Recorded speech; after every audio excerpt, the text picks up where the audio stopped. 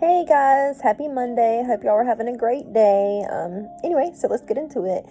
Today's lesson is going to be about having your heart full. And what that means is what is holding you back in life from not being your full self? What is holding you back from the pain, the frustration? Like, what is it? I've recently, like in the last 6 months, realized like so much about myself that I didn't even know. There's so many generational curses, there's so many issues. There's just so much in life that we're not taught. We're not taught how to take care of ourselves. We're not taught what love is like. We're not taught anything really important. We're taught like get a house, get a car, get a job, go to college, and live a 9 to 5 the rest of your life until you can retire, and that's that. And that's not the life that I'm gonna live.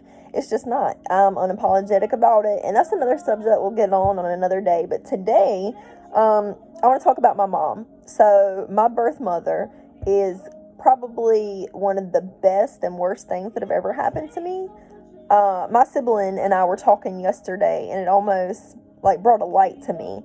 It brought a light because I've had a bunch of these videos and planning all these ahead, but this one really changed me.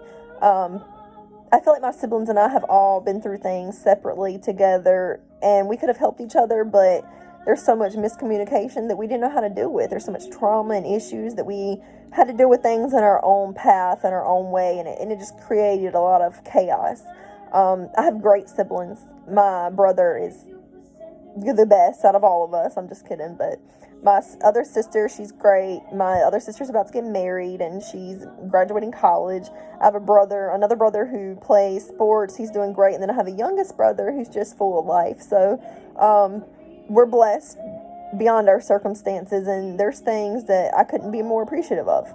So recently my siblings and I had to go see our mother.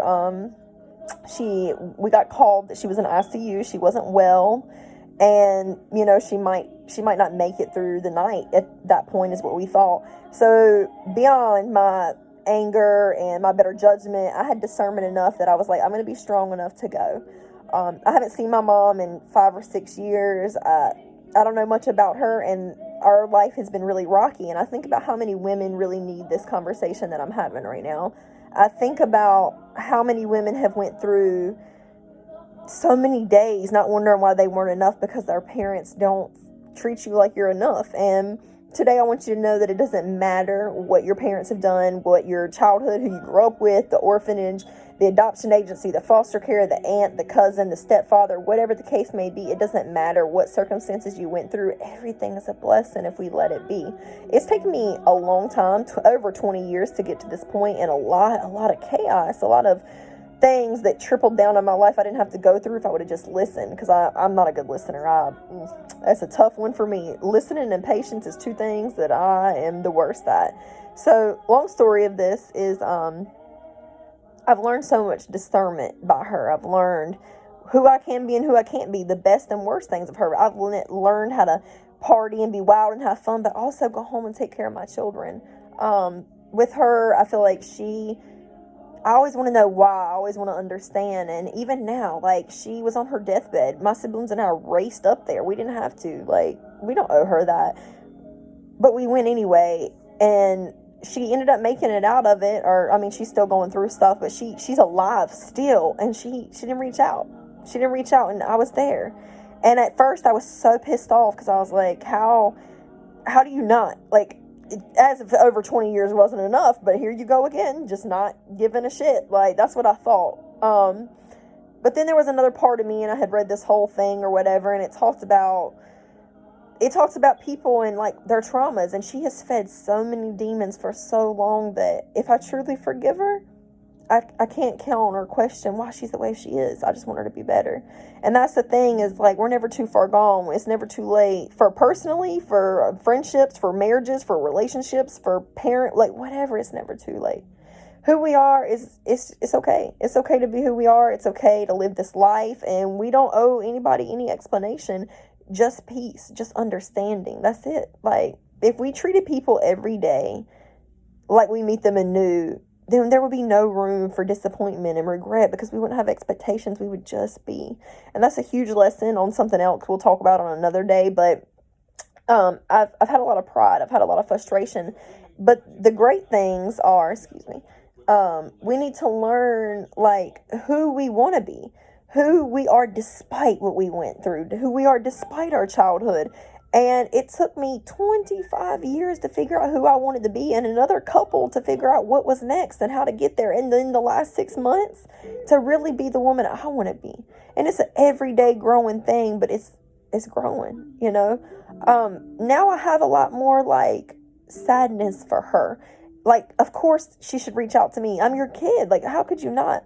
But now I'm like, man, I'm so great. Just kidding.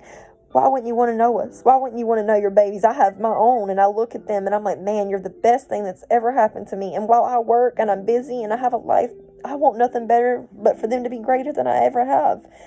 So the lesson in this is that forgiveness, because I imagine her laying on her deathbed and I looked at her and I thought how much regret she may have, how much frustration that this woman might have, and how many demons that she suppressed the feeling of 20, 40, whatever years of frustration and pain. Like, I don't know where that comes from because I've never walked in her shoes. I've walked in my own, and my siblings have walked in their own too. And, you know, we are greater because of that.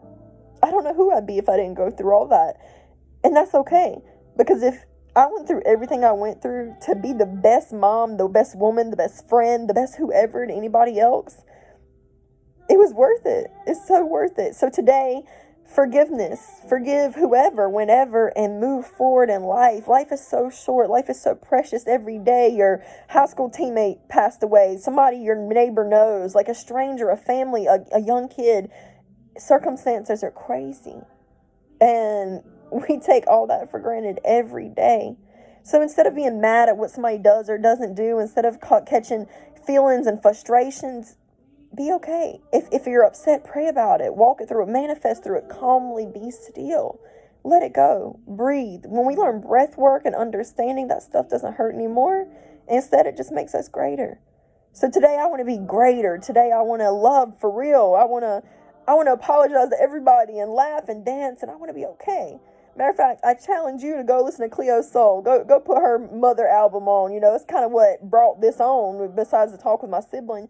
Be understanding, because a lot of times we don't even know why we're not understanding. We don't even know why we're the way we are. We're just like, no, dig deeper. I've ruined a lot of shit not digging deeper. I have messed up friendships, relationships, mindsets, myself by not understanding who I am.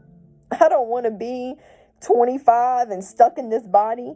I don't want to be 30. I don't want to be 80 and regret everything in life. Instead, I want to look at it like it was a lesson and a season and a blessing. But I can't be like that if I'm holding on to the fact that I never felt like I was worth it. So today you are worth it. It don't matter. You're worth it. Tell yourself. And then when you think about why people are the way they are, try to understand they have a whole other side of them that we don't know anything about.